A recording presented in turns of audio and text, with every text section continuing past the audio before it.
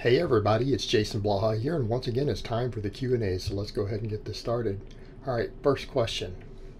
Does weight gain for lean bulk, around 0.5 pounds per week, have to be evenly distributed through the week to be effective?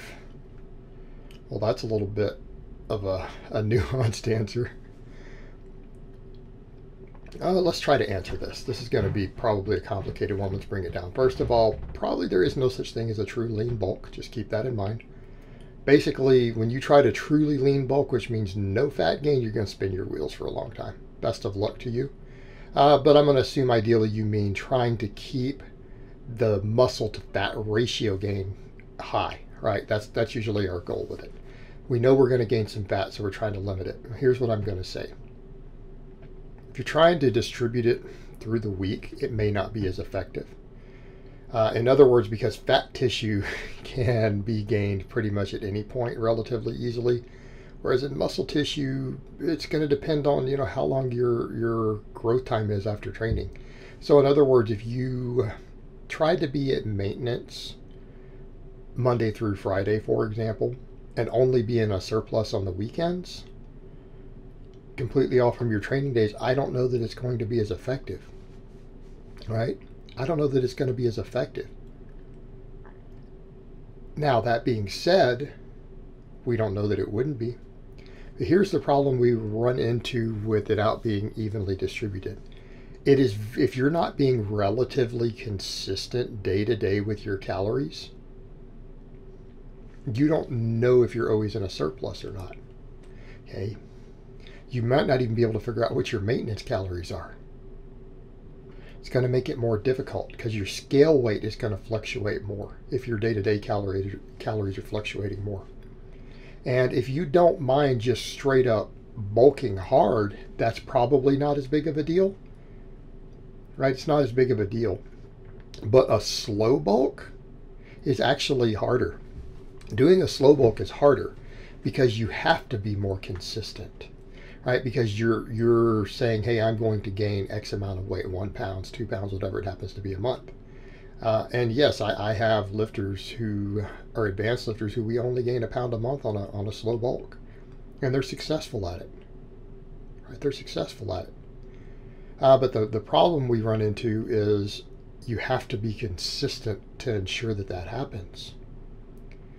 What you're only left with, if you're not going to be consistent, the only way to ensure gains is to just go ahead and bulk harder, which means you might gain weight quite a bit quicker, which means more body fat. Now that will mean more muscle gain, but your ratios are going to be a lot more off, and you are going to have to spend a little more time dieting. Okay, just something to factor in. I'm not saying there's even anything wrong with that, as long as you don't mind it. As long as you don't mind it. So the consistency of it being evenly distributed throughout the week as far as just your calorie intake and keeping it the same is that you have a greater control over the consistency. Which if you're trying to somewhat lean bulk, whatever term you choose to use for it, we would just call it a slow bulk. You do need to have that control. And that does require more discipline. It's actually harder. All right, next question. Do you do any landmine exercises, coach? If so, what are your favorites and recommendations? Okay. Probably should have worded that question a little different, because my answer to your question, the way you worded it, would be the word no. And then I would go to the next question. Because it's if so, what are your favorites? Well, I don't have any favorites. So let's come back over to, do you have any recommendations whether you do them or not? Because I don't do any. And I even have a landmine set up. I just don't use it. I don't care for it. I don't have a need for it at this time.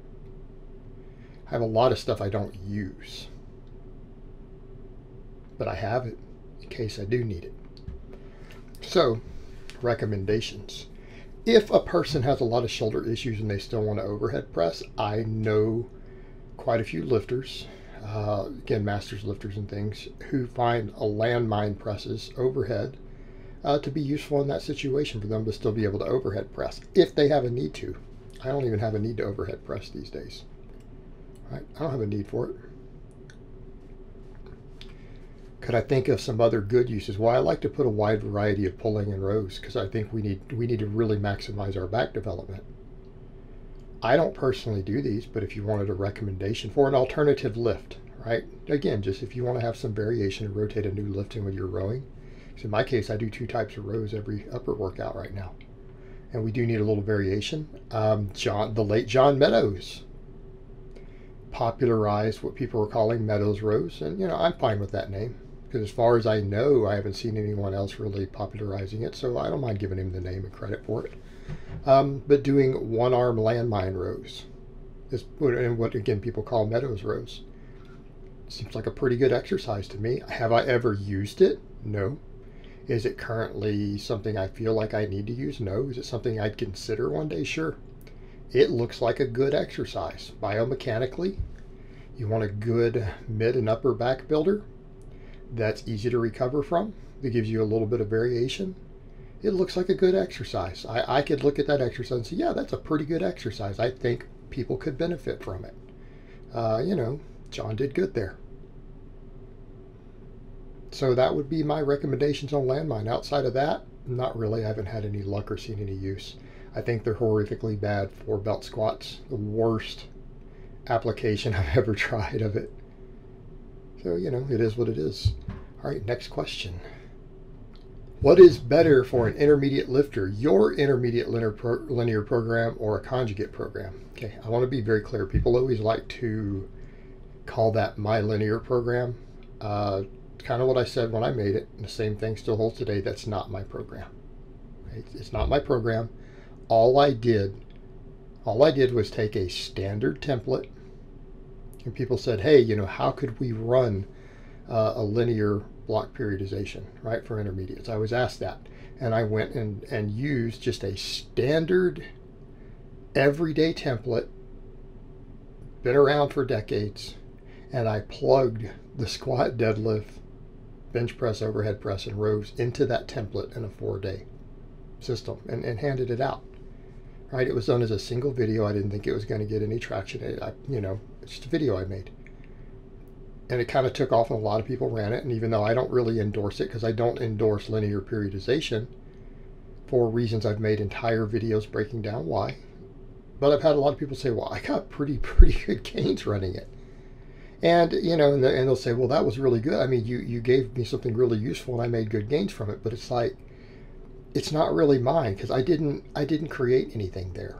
Right? This was not any original thought on my part. In that case, I literally just took a normal template and just threw those 5 exercises in and said, this is an example, right? So I don't really think of that as mine, but if you were to ask me at this point what's better, conjugate hands down. I recommend everyone who has finished their novice gains, who has the ability to run conjugate, I recommend that they run conjugate. Run a conjugate program. It's what my clients run, it's what I run, it's what I endorse. Done correctly, it works extremely well for almost any training goal because the applications are endless. Make you better at almost any sport in which you need strength or power or muscle. So those all kind of go hand in hand. All right, guys, but that's really all I have to say on that today. I hope it's been informative, and I will talk to you guys next time.